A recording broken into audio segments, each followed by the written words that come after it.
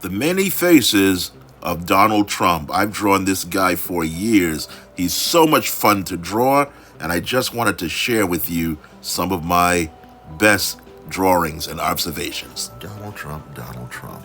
Do you remember the first time we met Donald Trump? It was on TV where he was bragging that if you're a celebrity, women just let you grab them by the, well, you know what he said. He was running for office at the time, and we all thought, man, you can't get away with saying something as inflammatory and misogynistic as that and run for office. We won't be hearing from this guy again. Boy, were we wrong.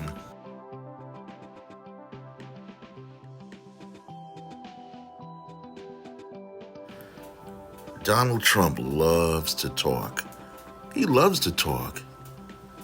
And when he's talking most of the time, he uses, especially when he's angry about something and ticked off about something, he uses the same lines. It's a disaster. It was rigged. It's fake news. The DOJ has been weaponized against me by my political opponent. It's a witch hunt. Cohen is a liar. Stormy Daniels lied. With the exception of those last two, it's it's practically predictable what he's going to say about any subject.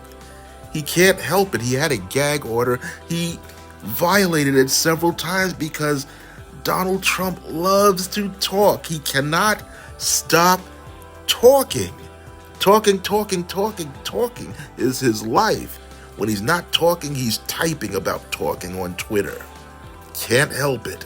And that's what makes him such an interesting character to draw, that he has all of this material and you can almost pick one of these famous taglines and put it in your cartoon and it will be right. Do you know how much of a relief that is for any artist to draw a character who's so comfortably predictable? And if there's one thing that's predictable about Donald Trump, is that he loves to talk. But there's something that he loves even more than talking.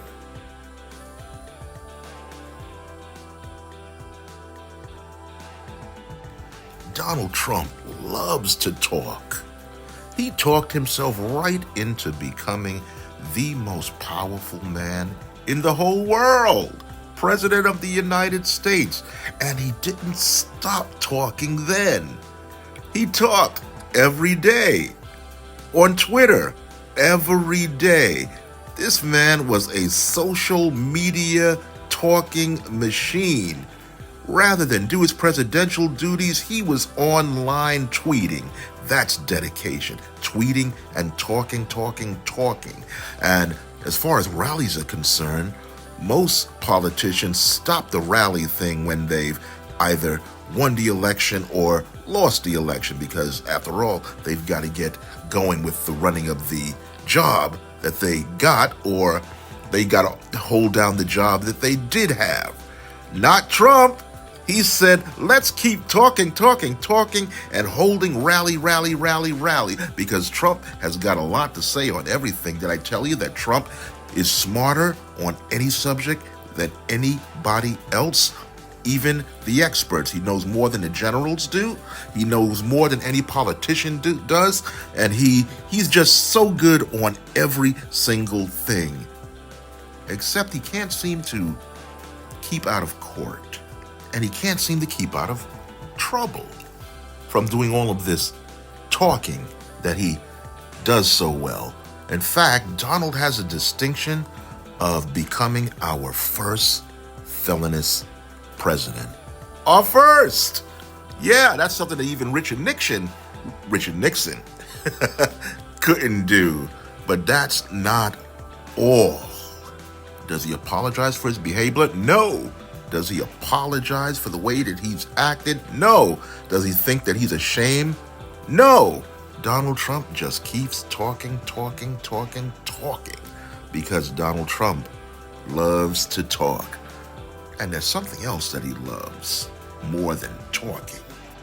Donald Trump is madly, head over heels, in love with money, especially your money.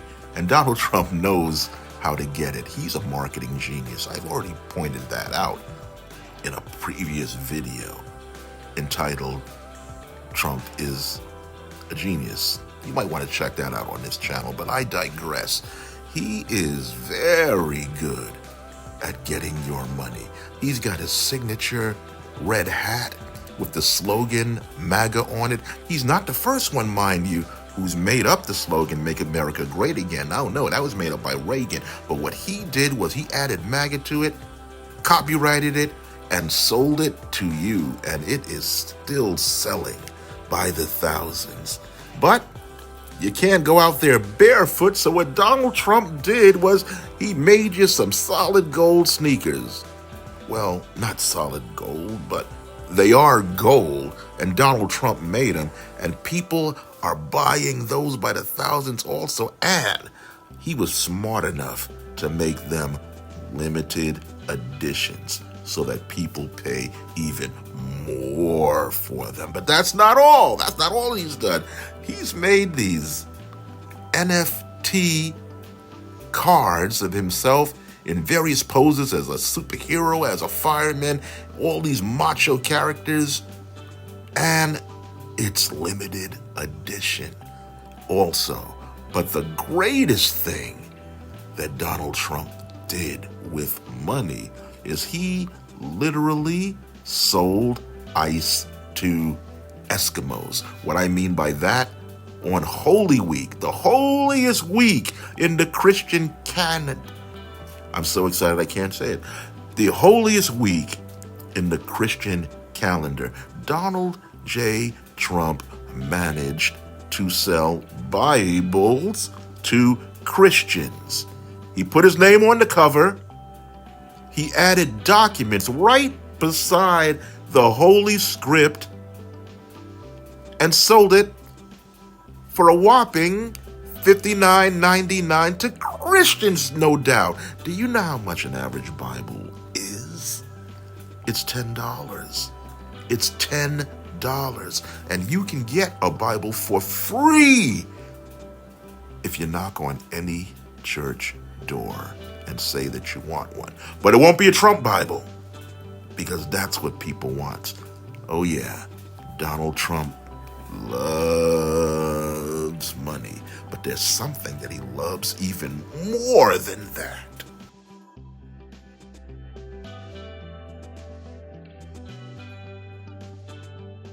Donald Trump is in love with his hair.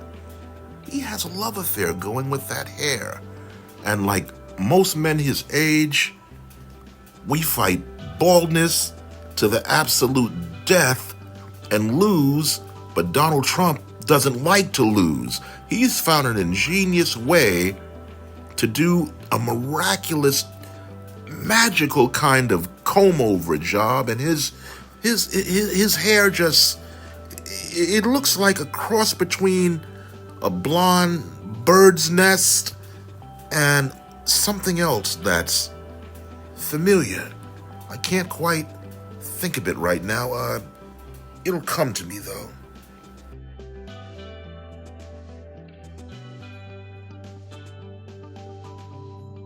Yabba dabba doo, Barney Rubble. That's what the hair looks like. It looks exactly like the way Barney Rubble's hair sticks out in front of him. I wonder if Trump was watching cartoons one day and said, I can get my hair like that. And I wonder if he did that.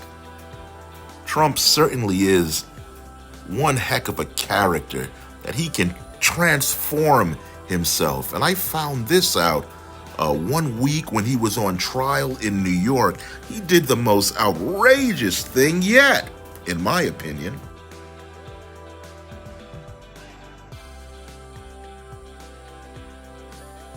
OG DT, Donald Trump in the house.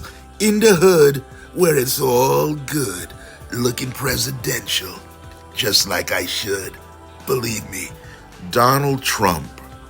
Who else but Donald Trump would take the opportunity and have the audacity to hold an impromptu rally, not just in the Bronx, but in the most notorious neighborhood in the Bronx, in the South Bronx. The South Bronx. He gives a rally. Do you know the South Bronx? That's the mecca of hip hop, and he's on stage with a local in the neighborhood who has a notorious, let's say he has a notorious reputation. He's got all these gold teeth in his mouth, and Donald Trump comes up to the guy and says, "Yeah, I gotta get me some of those gold teeth." Can you imagine Donald Trump with gold teeth doing hip hop? Well, because I'm a caricature artist, I did more than imagine.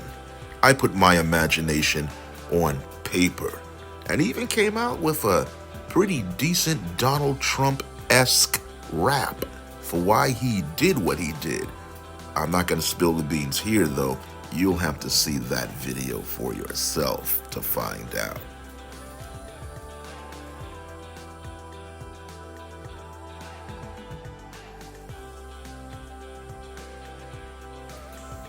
I'm sorry. I was wrong.